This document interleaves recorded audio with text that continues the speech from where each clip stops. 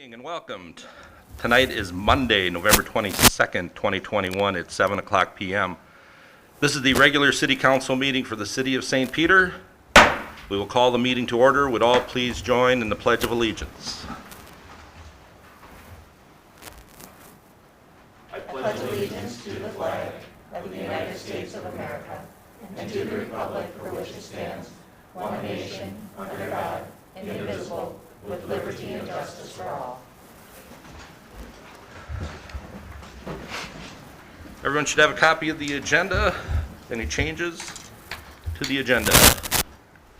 If not, is there a motion to approve? Motion to approve. I'll second. All in favor of the agenda as presented, please signify by saying aye. Aye. Opposed? Agenda is approved. Next up, we have the minutes from our November 8th, 2021 meeting. Those minutes appear on pages 6 through 9. Are there any changes or corrections to those minutes? If not, is there a motion to approve? So moved. Second. All in favor of the minutes as written, please signify by saying aye. Aye. Opposed? Minutes are approved. Excuse me. Next up, we'll address visitors. Is there anyone in the audience that would like to speak to the council on any agenda item? Carrie, I'm assuming it's for the public? Yeah, F. When it comes to that point, we'll call you up. Thank you. Anyone else? Okay, is there anyone in the audience that would like to speak to the council on any matter whatsoever? Seeing no one. Next up, we have the consent agenda. The consent agenda begins in detail on page 10 and concludes with the resolution on page 24 and includes the following disbursements for November 4th through November 17th, 2021. Are there any questions concerning the consent agenda? If not, is there a motion to approve? So moved. Second. Any questions now? Call the roll, please, Barb. Councilmember DeVos. Aye. Councilmember Brugsack. Aye. Councilmember Carrie Johnson. Aye. Councilmember Noel. Aye. Councilmember Ed Johnson. Aye. Mayor Zeman. Aye. Consent agenda is approved. Next, we have unfinished business, which there is none, so we will move to new business. And the first thing tonight is the school resource officer agreement. And Todd. Mayor, members, the information starts on page 25. The draft of the agreement runs from that point to the back of page 32, with the resolution on page 33. We're asking that you enter into a 2-year agreement with School District 508 St. Peter Schools for school resource officer services. Mayor, members, you've talked about this a number of times. The most significant issues that are different than the previous agreement, well, really are many. This is a much more complete agreement that provides, I think, clear definition relative to the roles of school staff, school resource officer staff, and others in the process. It describes more fully the financial arrangement which is in place. As the council may remember, previously the school was responsible for 60%. Now that has been modified to 70%, and the city is responsible for 30% of all the employment costs. So this doesn't include squad cars or things like this, but it's all the employment costs, including health insurance and all benefits that are the split. There's other information included in the packet and included in the agreement related to the interaction between the city and the school district on a regular basis. And I think it provides a much better framework that allows us to better understand and ensure that there is consistent process throughout from top to bottom within this agreement, and how the agreement manifests itself and the work takes place within the school district. Mayor, members, I'm open to answer questions that you may have. The last point that I would make, though, is that after my discussion with the school superintendents, anticipated that the school board would take action on this at their meeting in December if you take action tonight. Okay. Questions for Todd concerning the school resource officer agreement? Anyone? Emily?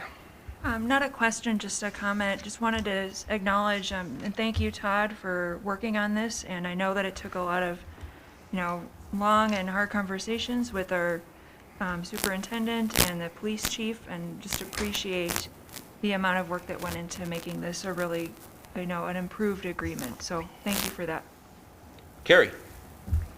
Todd, does the school board, either in committee or otherwise, spend time workshopping this agreement? So my understanding from the school superintendent is that this has passed through 2 of their committees. I'm sorry, I can't tell you which 2, but 2 of their committees, and that he fully anticipates the board to take affirmative action. Of course, there's no guarantee in how all of this fits together, but that's at least from how he articulated his perspective to me. I have a second question. Yes, go ahead. So in the workshop, we talked about the need for 2 school resource officers, and just this year in general, there's been an uptick in assaults, as the chief reported. I was wondering if, when we do kind of an annual check-in with the chief about numbers and data as related to their response calls, if we could have a breakout of like school-related incidents and assaults, just to kind of keep track of that for a while, especially since we're seeing an uptick in that. Let me see what I can do related to that. And that would be in the general report that the chief would normally provide. Yeah, so one of the challenges, and so let me see what I can do. One of the Okay. challenges is that we don't necessarily dissect the data whether 2 17-year-olds get in an altercation at school or whether it happened in a parking lot someplace by McDonald's or wherever. So let me see what I can do and how we might be able to parse some of that out.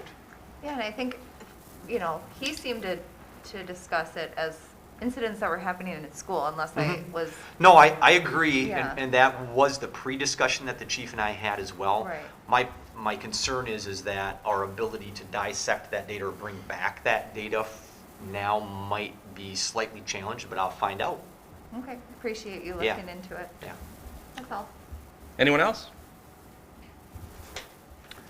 Not the resolution approving the execution of agreement with School District Number 508 for city provision of 2 school resource officers appears on page 33. Is there a motion for approval? So moved. Second.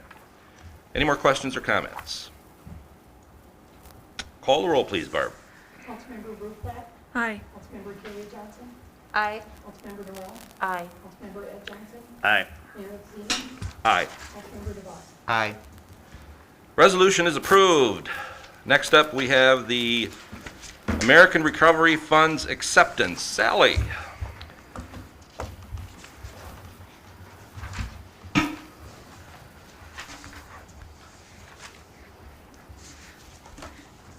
Mr. Mayor and City Council, we are here tonight asking you to approve the resolution to accept the American Recovery Funds Act funds in the amount of $1,264,832. The memo begins on page 34. In March of 2021, we all know Congress adopted the ARPA, which included $65 million in recovery funds for cities across the U.S. The funds are intended to provide support to cities responding to COVID-19. The city has been allocated $1,264,832 by the state of Minnesota. That's based on our population. Cities below 50,000 in population, the state allocated that out. Over 50,000, it came right from the federal government. So based on our population, that was our amount. One half of these funds, $623,411, has already been received by St. Peter in July of 2021. It's sitting in a special fund on our balance sheet right now because we have not decided how we're going to spend those. The other half will be distributed to us in 2022. The city needs to determine how the funds will be spent by December 31st, 2024, so we have time. It's not like the CARES money we received that we had 6 months. So we have till 2024. All spending must be completed by December 31st, 2026. The council and staff will continue to have discussions. We're going to have one next week and going forward through 2024 of how we'll use these funds and how they'll be allocated. All we're asking tonight is that you adopt the resolution on pages 35 and 36, accepting the funds in the amount of $1,264,832. Okay. Thank you. Questions or comments for Sally? If not, the resolution to accept the Coronavirus Local Fiscal Recovery Fund established under the American Rescue Plan Act Appears on pages 35 and 36. Is there a motion for approval? So moved. Second. Any questions or comments now? Carrie? Just one. So we'll continue, it says it in the memo, but we'll continue discussing the use of the funds in future goal sessions and workshops, I imagine. Yeah, I think, at least from my perspective, based on the approximate $1.3 million that's here, you've already given us direction and move forward, and told us about $650,000 worth of things that you want us to continue to move forward on. I think you'll continue to have discussion on that and updates on those projects and how they might impact the community. And then, of course, any remaining funds, we'll continue to have that discussion on and await direction. And I think we'll have a good, rich discussion. There are a number of different ways that these funds can be used, but certainly there are rules that are in place that we want to make sure that we follow appropriately. Thank you. Anyone else? Call the roll, please, Barb. Councilmember Carrie Johnson. Aye. Councilmember Noel. Aye. Councilmember Ed Johnson. Aye. Mayor Ziegler. Aye. Councilmember DeVos. Aye. Councilmember Blueflat. Aye. Resolution is approved. Thank you, Sally. Next up, we have the programmable logic control and the supervisory control and data acquisition. Update bid award. Pete, thank you. Mayor Zeman and City Council, before you on pages 37 and 38 are a memo that describes the action that we're trying to take. We have worked with Automatic Systems on a variety of different projects throughout the years of our water and wastewater treatment process. They were the initial designer of our wastewater system, software, hardware, and workstations.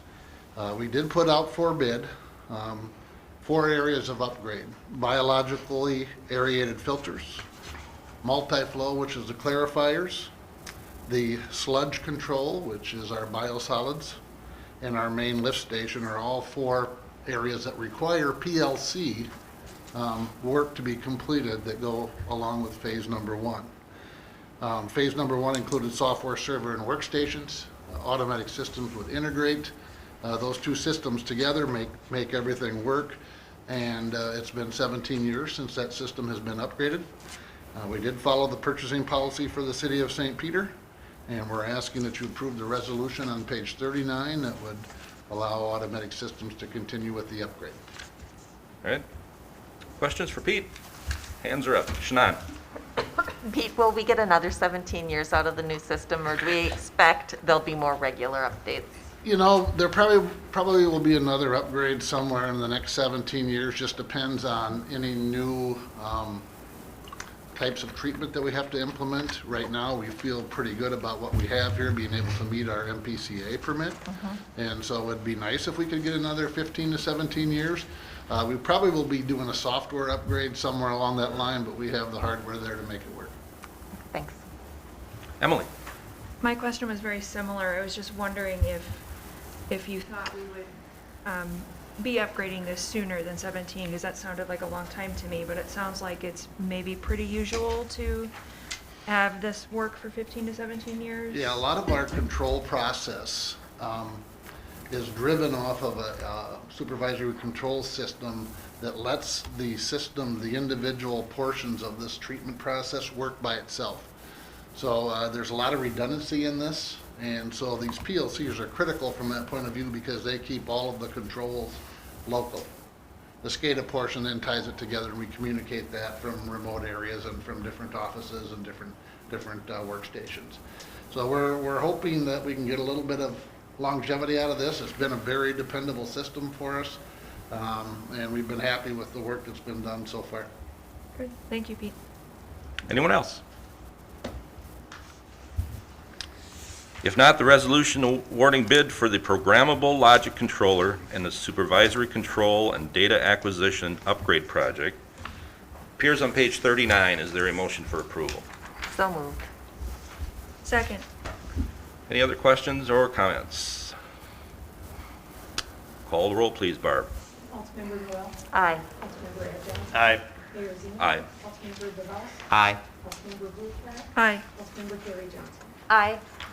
Resolution is approved. Next up, thanks, Pete. Next up, we have the municipal fee schedule modifications. Todd? Mayor and members, this starts on page 40 with a resolution starting on page 42. You'll note that this year the resolution includes just the modifications.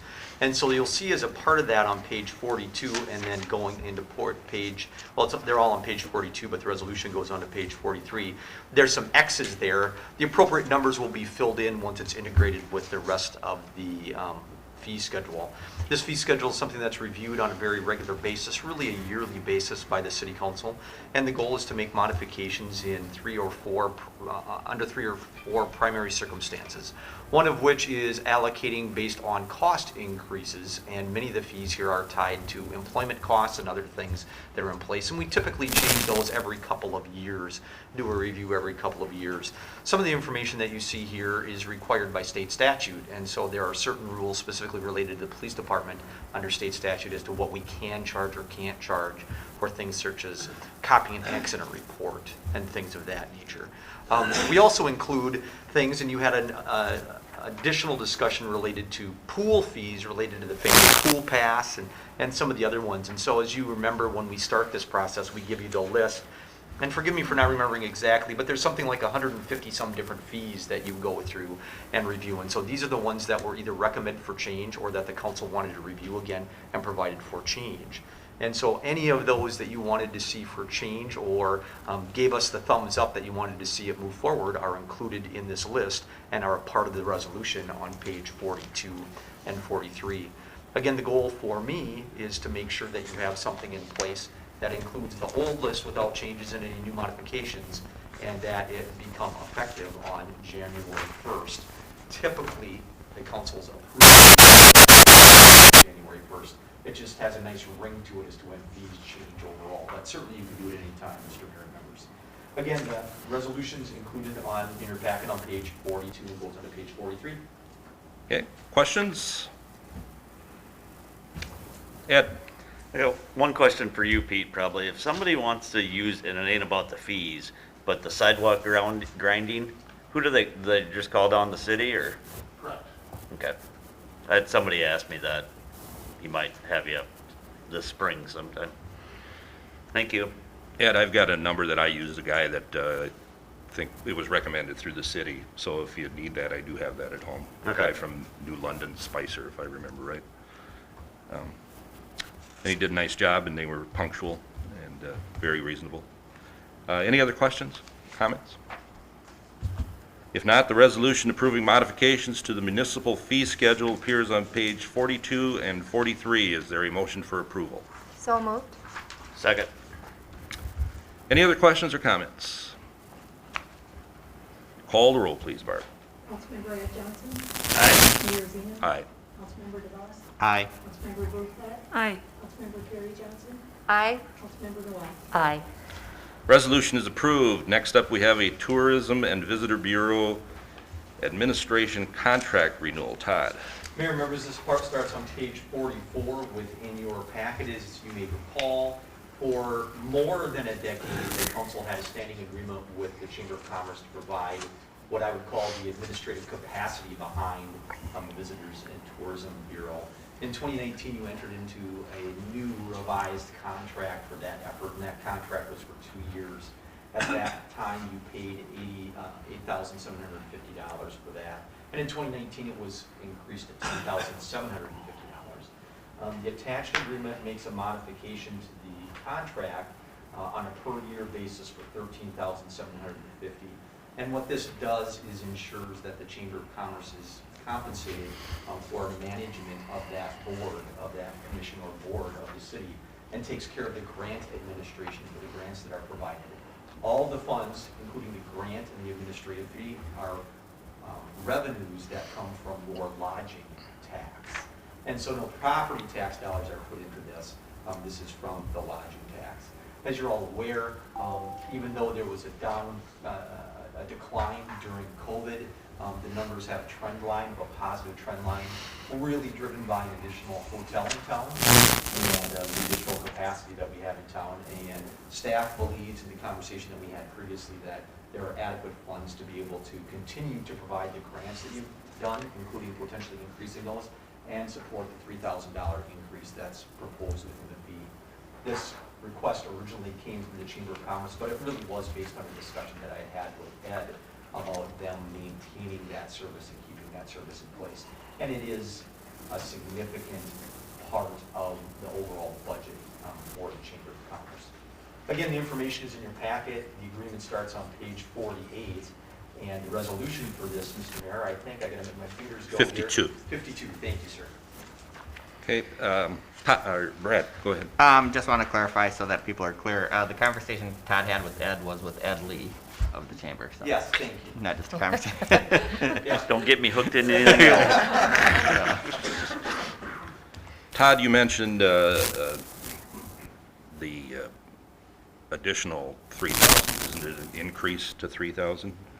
Yeah, so it had been 10,750, Mr. Mayor, and the agreement, No, what I thought you were talking about, maybe I misunderstood, I thought you were talking about what they would issue for awards for gifts. hopefully I didn't lead anyone to that. I Okay. do believe that the You probably revenue were correct, I probably misunderstood. Yeah, the revenue stream is strong, so I don't think that this will result in a decrease in grant funds. Right, and I thought you were talking about an increase of $3,000 for grant funds, but you must be just referring to the Yeah. increase in the administration of it. Okay, thank you. Carrie?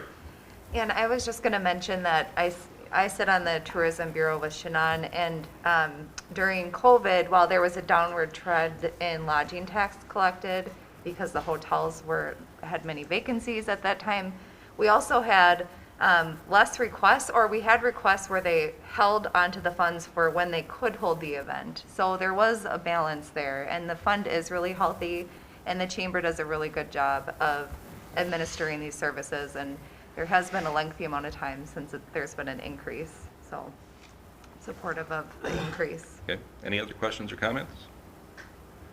Not, the resolution approving the execution of renewal contract for administration of Tourism and Visitor Bureau Services by St. Peter Area Chamber of Commerce appears on page 52.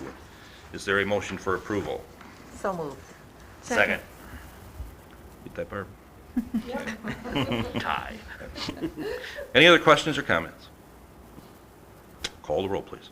Mayor Zena. Aye. Councilmember DeVos. Aye. Councilmember Blumenthal. Aye. Councilmember Carrie Johnson. Aye. Councilmember Noel. Aye. Councilmember Ed Johnson. Aye. Resolution is approved. Next up, we have a calling for public hearing for the assessment appeal.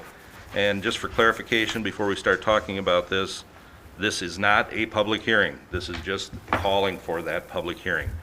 So Carrie, I know you want to come up if you want to come up, but Todd's going to start out, and then if you have anything you want to add later, after he's finished, we will do that after that before we go to questions. Todd? Mayor and members, as you recall, you went forward with hearing and action related to assessments for the project that we describe as North 3rd Street Center and McLeod Streets from West St. Julian to 1,000 feet north.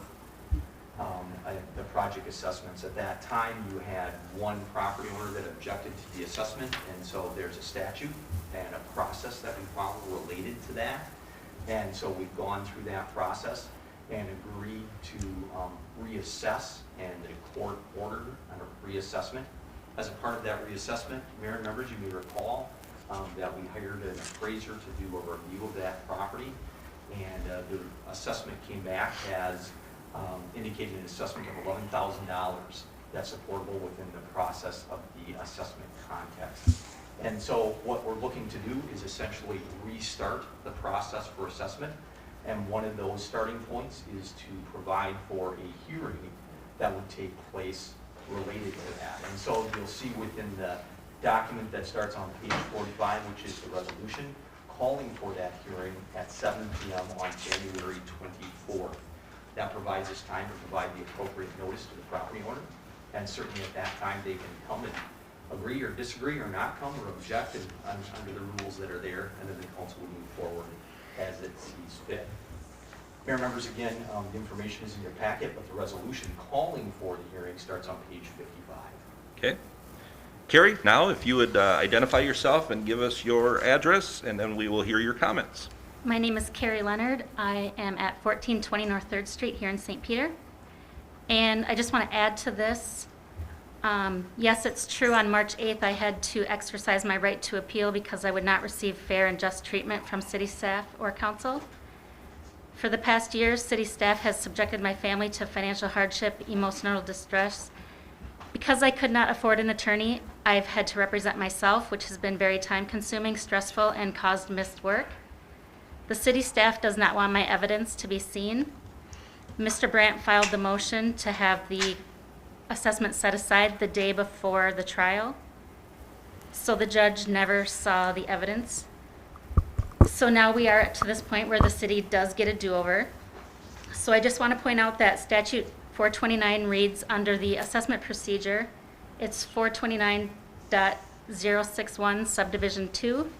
The council may consider any objection to the amount of a proposed assessment as to a specific parcel of land at an adjourned hearing upon further notice to the affected property owner as it deems advisable. At the adjourned hearing, the council or a committee of it could hear written and oral testimony on behalf of the objecting property owner. I'm asking for you to modify this resolution to have an adjourned hearing as provided for in statute 429 so that I can present my evidence and state my case to the council. And ultimately, the assessment is set by the council. Thank you for your time and consideration. All right. Gary, if you just want to hold on for a second. Anybody have any question? Like I say, this isn't a public hearing here tonight. Anybody have any questions for Todd or for Carrie, as long as she's here? Any clarification? Brad? Well, number one, Carrie, I will say you've done a great job representing yourself. Thank you. You took, basically, you had a $40-some thousand assessment, and it's been shown you were right to challenge it. I appreciate you coming here and speaking more, but I do want to say, up to this point, you followed all the law, followed the procedure, and I just wanted to commend you for that part of it. So. Thank you. My actions are not frivolous, but necessary. All right. Anyone else? Comments? Questions? Okay. Thank you, Carrie. Thank you. If there are no other comments or considerations, the resolution calling for a hearing on the proposed reassessment for North 3rd Street, Center and McLeod Streets from West St. Julian Street to 1,000 feet north project appears on page 55 and 56. Is there a motion for approval? So moved. Second.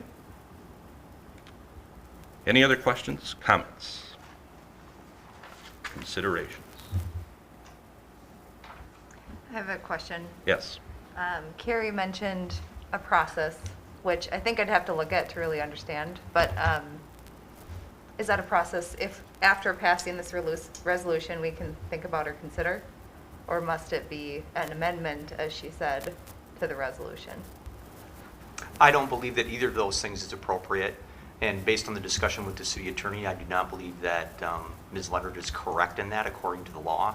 And certainly part of the hearing process is any information that she wants to provide to the city council is able to be provided to the city council. That's why you have a hearing. Right. And so she's able to present any information that she would like. Okay. Yeah. Okay. Someone, Emily? Did you? I was going to ask a similar procedure Okay. question. Thanks. All right. The resolution has been, motion has been made and seconded. There are no other questions. Call the roll, please, Barb. Councilmember DeVos. Aye. Councilmember Bruflat. Aye. Councilmember Carrie Johnson. Aye. Councilmember Noel. Aye. Councilmember Ed Johnson. Aye. Mayor Dino. Aye.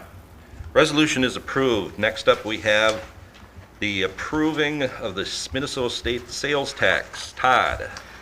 Mayor and members, there are a number of processes that now need to go forward if you want to continue to establish the half-cent sales tax that was voted on by the taxpayers in November.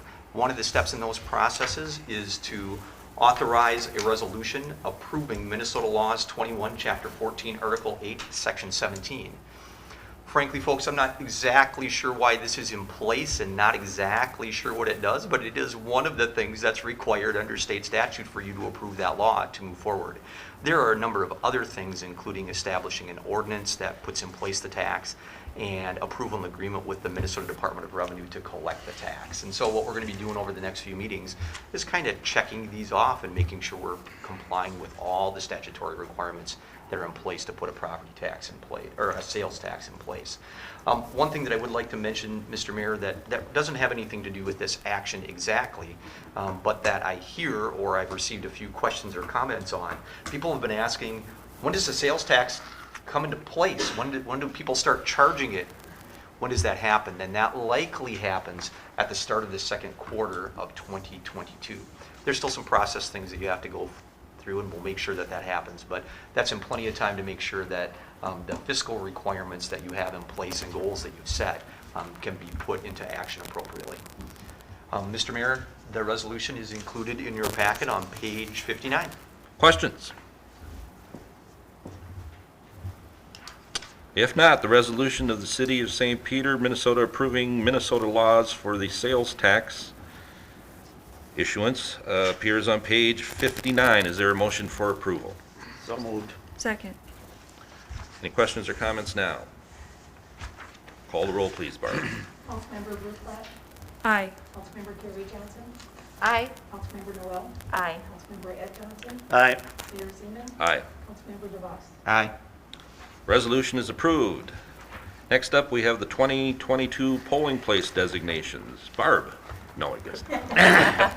Although Barb runs the elections and does No kidding. a fantastic job of that. As you know, we seem to have elections on a regular basis, at least once a year here at Yep. St. Peter. And so part of that process is declaring or designating city and combined school district polling places. Since we administer the election process for the school district, it's reasonable and appropriate that you include those as a part of the resolution that's included on your in your packet on page 61. You'll see there within the resolution that there are 5 locations set forth, including Ward 1, Precincts 1 and 2, Ward 2 school district outside the city limits, but still in this county at Davis Street and School District 508 for the area that is in LeSueur County, and that's at the Kasota Community Center. This puts in place the process for notification and all of those things that are necessary to ensure that the elections can take place. This is not a change from what you saw in November. These are the locations that were used in November, well, just earlier this month, Mr. Mayor. Again, the resolution's on page 61 designated those polling places. Okay, questions? Not, the resolution designating city and combined school district number 508 polling places for 2022 appears on page 61. Is there a motion for approval? So moved. Second. Hey, that's for Ed and me, okay? You know? Sure thing. All right. Any questions at this point? Call the roll, please, Barb. Councilmember Carrie Johnson, Aye. Councilmember Noel. Aye. Councilmember Ed Johnson, Aye. Mayor Seaman. Aye. Councilmember DeVos, Aye. Councilmember Ruth Platt. Aye. Resolution is approved. Next up, we have the State of Minnesota, the BCA Joint Powers Agreement. Todd. Mayor, members, this starts on page 62, and this is something that we review, I believe, on a 5-year basis. This is something that has been in place for a few 5-year cycles now and really relates to the data that BCA tracks and that we utilize, either from a prosecutory standpoint or from a law enforcement standpoint. And without having this in place, you do not have access to those records. It's really a two-way street in that it allows you access, but it also sets very specific requirements related to data security, who can access, how they access, auditing of that access. All of those things are a part of this agreement in place.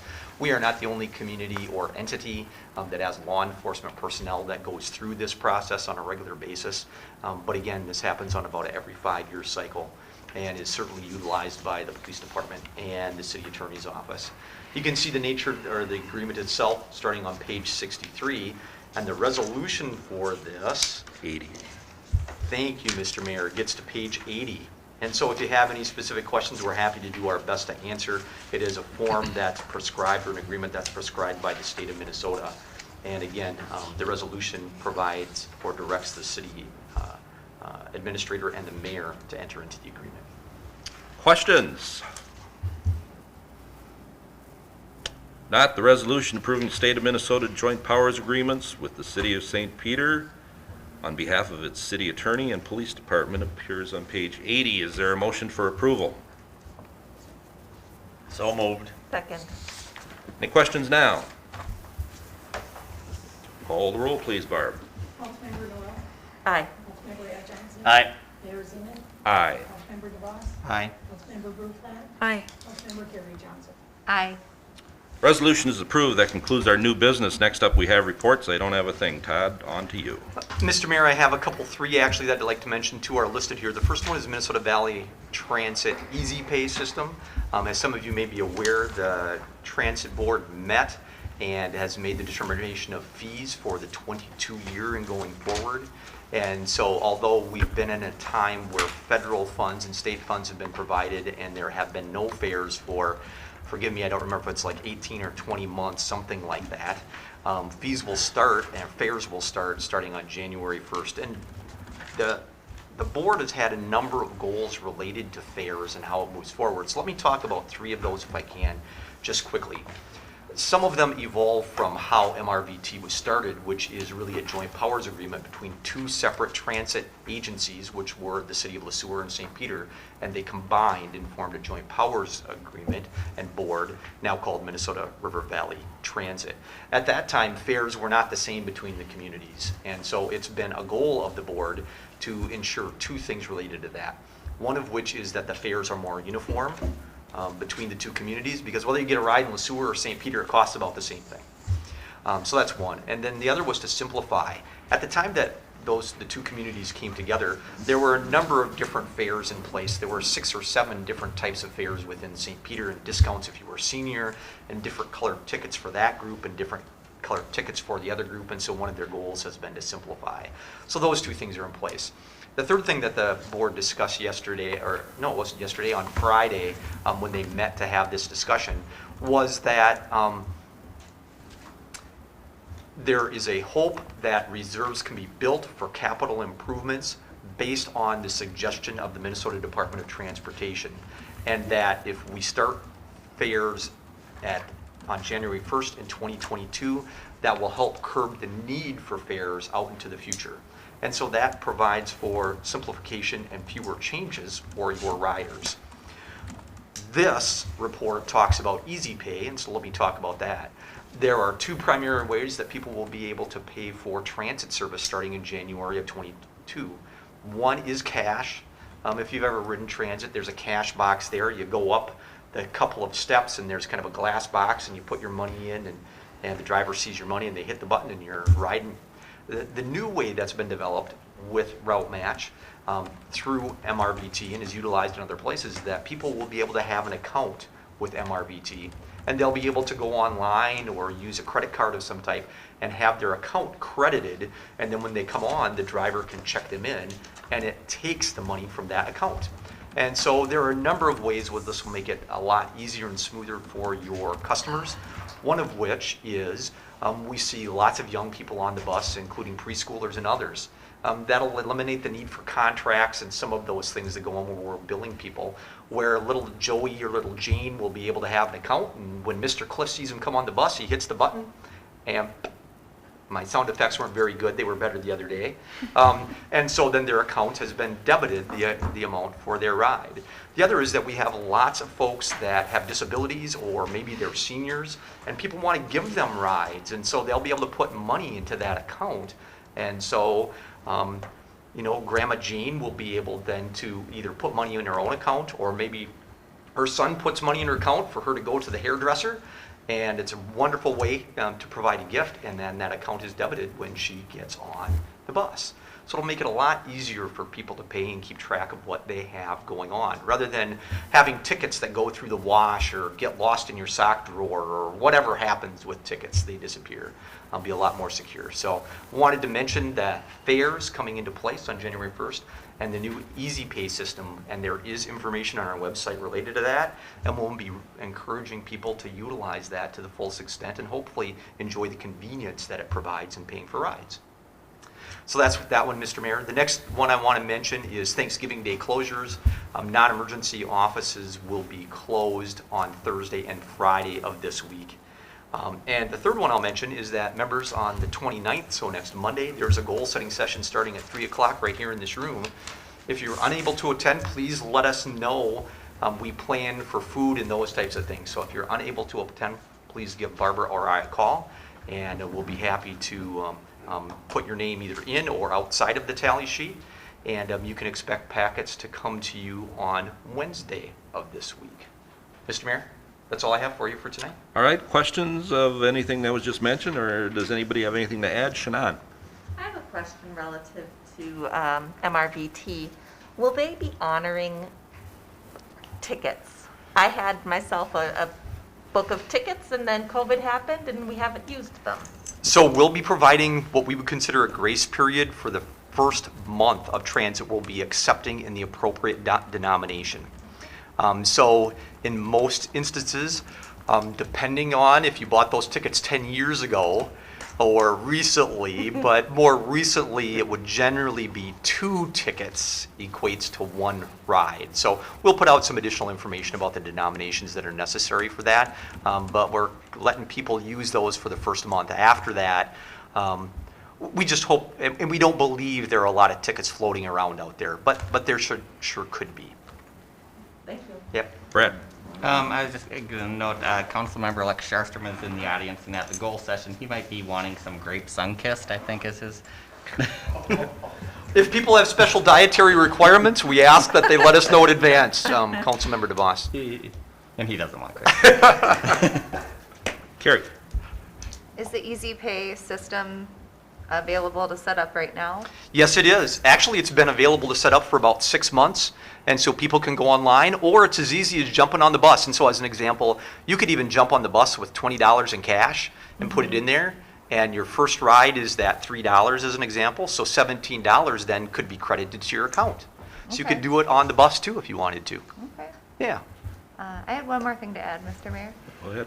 I attended the Coalition of Greater Minnesota Cities Conference in Wilmer last week, and there were many great presentations and discussions about advocacy for Greater Minnesota communities. But the one presenter that stood out for me was the state demographer's presentation. Minnesota was #1 in terms of, great response, from our state. And one thing that she said is we kept our 8 congressional districts, all 8 of them, by 26 people. And so that margin is very, very thin. And so if anyone was a part of Complete Count during the pandemic, a really difficult time, thank you. I just wanted to mention that. I thought that was pretty astounding, 26 by 26 people. Right. Anyone else? Anything to add? If not, is there a motion to adjourn? So moved. Second? All in favor of adjournment, please signify by saying aye. Aye. Opposed? We are adjourned.